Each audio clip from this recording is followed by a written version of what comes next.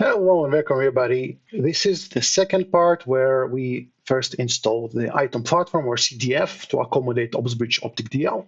But now we need to prepare an external Vertica to host all of the data. And we just begin with a procedure that I condensed from a real documentation in the Vertica documentation space. But the differences between mine and the one that you will see officially is just the single fact that I consolidated several of the edits that repeat themselves. So, for example, several options that we would do in a single go. Here, actually, in the official documentation, it would have a separate document for every one of those edits.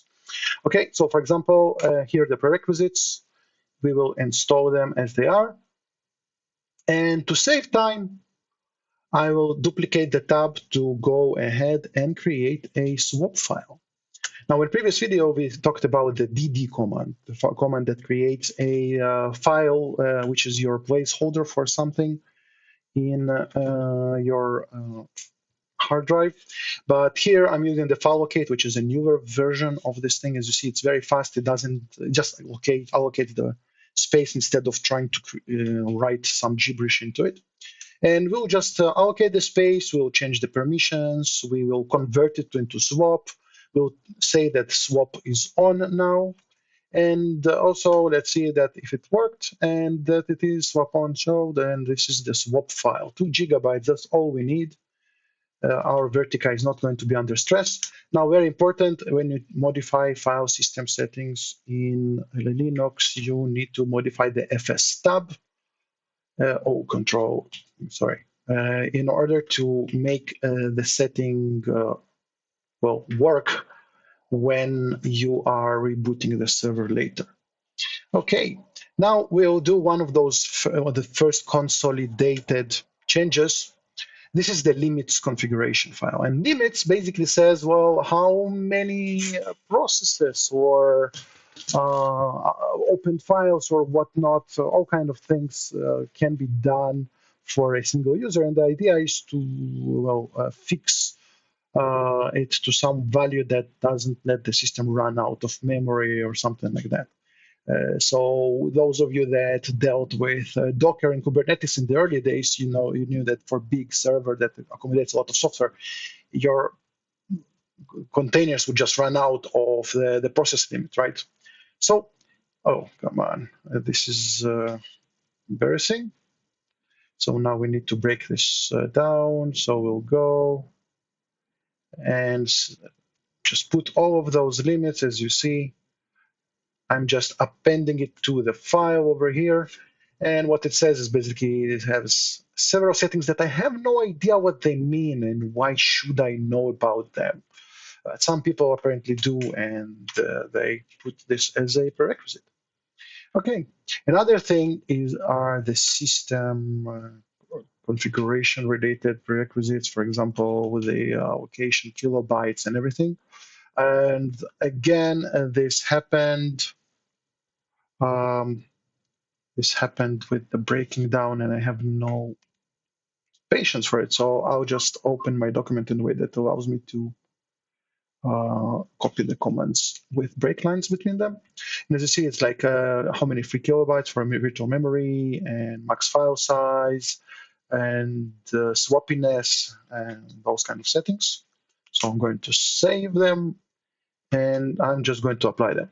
So as you see, it's very fast when it's consolidated, but if you will be using an official documentation, then of course you'll have to read like 10 documents by now. Okay, another thing that we are going to do is read ahead parameter, something related to databases, basically how they deal with the file system and everything. So this is the read ahead parameter.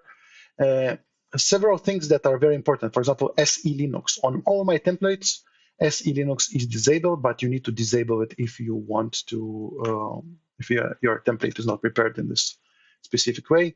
Another thing is huge pages. Okay, so it should be set on always. And then we are going to apply another setting here for pages. Just add this script to the bottom, so it would be able to add this every single time when a server is rebooted. But so we would not need to reboot it at the moment. I will just apply the setting to the current session as well. So it's echo never into the queue page file. All right. Now we have the scheduler and the defrag parameters like this, which are already well configured to be advised exactly as the doctor ordered. Okay, by now this thing has done, and we have several more yum commands to install. So as you see, only the dialog was missing. Dialog is used during the installation. Okay, and everything else already exists. Now I need to copy some files over here. So I'll go to my master node, and as you remember, there is a sweet chart which includes a lot of files, not just the YAML files. So we'll go to OPSBridge over here, I guess tools. And here we will have the latest Vertica and also the Vertica plugin for Optic DL. We need to copy both of those files. So we'll go with SCP. And this, can I do two files? Let's give it a try. Root at Vertica, root. Yes, let's see if I can do two files. That would be so nice. Oh, actually, okay, this is the first file. There it goes. Transfer speed is quite nice. Okay, and there we have it. Okay, so let's start installing the files. So here they are in the directory, and the first would be the RPM install of the Vertica. And is it the correct version? It actually is. So there is no difference between the 05 version and the 08, which is super nice. Okay, so let it install the RPM package real fast over here. There it goes. So that's just the DB install section of the whole thing. There's going to be another section with the DB deployment and basically installing the thing. So let's let it run. Okay, and now when it's done, let's install Vertica. So my command is already prepared, but basically the change from official documentation is just the host name over here, and I pre-filled the name or the version of the RPM.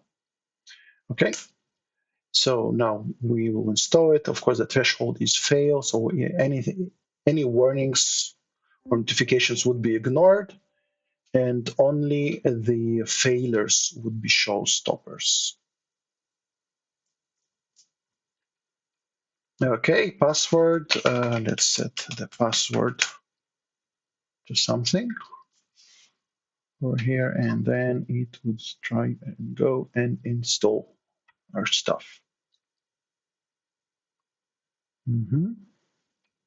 Validating in order cluster prerequisites.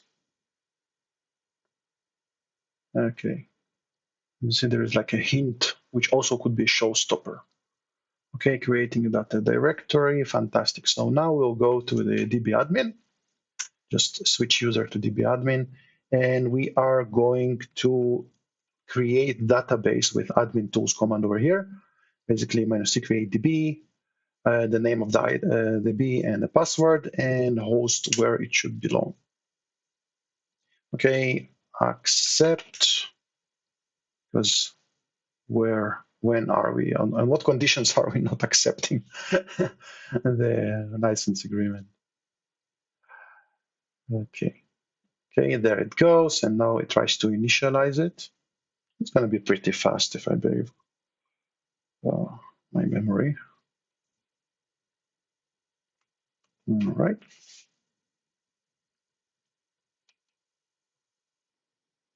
Okay, and we are almost at the end. I started the database and just deployed a bunch of packages, which is super nice. Log search. Just so many dependencies nowadays with everything. What can you do? Okay, installing face package. Okay, there we go. So one last thing is to set up the log retention policy, which would be like 7 days. Okay, and we go with exit, and first step is done. Second thing would be our Vertica plugin, and it should be version. Okay, the version has updated ever since the last time I used it. So we are going to copy the name in order to modify the commands that I'm about to use. Actually, I'm going to modify only one command. And that's about it. So that's the one. So we are installing the RPM package like we did the last time. It's going to be a little bit faster. So here it has all of those like db init scripts and everything. So we can actually just go ahead and did it already run? For example, okay, it's just information. Okay, so basically we go to the same thing that it's stated over here, and we're going to run the db init.